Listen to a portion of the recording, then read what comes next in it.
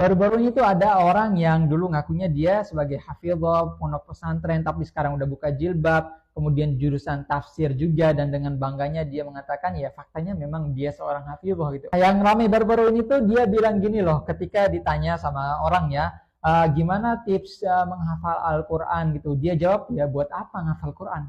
Ini pernyataan yang aneh banget ya. Jadi seolah-olah dia tuh mau membuat kesan, dulu saya itu udah ngapal Quran, saya udah paham Al-Quran. Tapi intinya ya ngafal Al-Quran itu ya nggak penting-penting amat. Kalau saya bilang ya justru sebaliknya. Kalau yang ngafal Quran aja belum tentu benar, apalagi yang nggak ngafal sama sekali.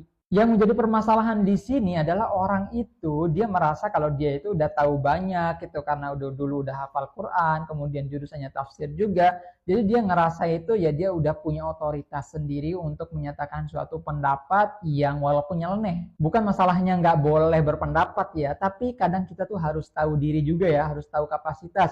Bukan berarti ketika kita udah pernah belajar itu menunjukkan kalau kapasitas kita itu udah cukup. Kalau soal orang-orang yang cuman hafal Quran doang pas masih kecil, kemudian dia nggak paham sama sekali, ya berarti belajarnya kurang jauh. Dan bukan berarti menghafal Al-Qurannya yang salah, berarti dia belajarnya masih kurang. Karena menghafal itu salah satu tahapan dari belajar Al-Quran. Yang paling penting emang harus memahami, tapi bukan berarti ketika kita harus memahami itu menegasikan menghafal Al-Qurannya.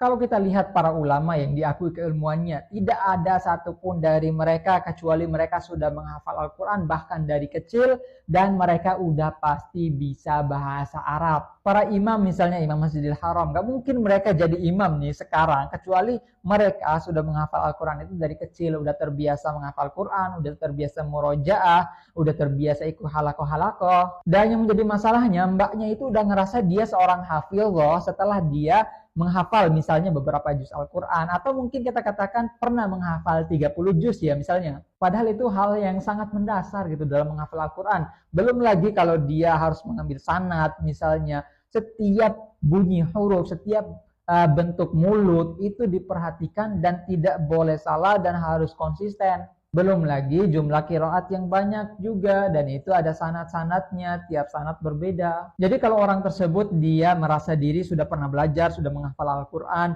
dan kemudian dia itu berani menolak otoritasnya para ulama, kemudian memberikan kesimpulan-kesimpulan yang aneh. Kalau meminjam istilahnya Profesor Naqib Alatas itu namanya loss of adab. Masalahnya gini teman-teman, tidak semua orang itu berhak untuk memberikan pendapat ataupun fatwa seperti itu. Kecuali ya memang orang yang punya kompetensi di bidang itu. Nah yang menjadi masalah orang tersebut apa kapasitasnya, apakah dia udah ada di taraf mujtahid mutlak seperti para ulama, lalu apa karya-karyanya, kemudian benar gak sih kemampuan dia itu udah sampai tahap mujtahid mutlak sehingga bisa memberikan pendapat-pendapat ya walaupun nyeleneh kayak gitu. Kembali ke pertanyaan awal, apakah penting menghafal Al-Quran? Ya penting, para ulama menghafal Al-Quran, para imam juga menghafal Al-Quran, dan mereka tidak berhenti hanya dengan menghafal saja, tapi belajar lebih lanjut. Dan sekali lagi saya tegaskan, menghafal itu adalah salah satu tahapan dari sekian banyak tahapan dalam mempelajari Islam secara komprehensif. Dan kalau kita memilih untuk menghafal Al-Quran, bukan berarti kita menegasikan memahami Al-Quran. Jadi gitu teman-teman, tulis saja pendapat kalian di kolom komentar. Terima kasih sudah menonton, sampai jumpa di postingan selanjutnya. Assalamualaikum.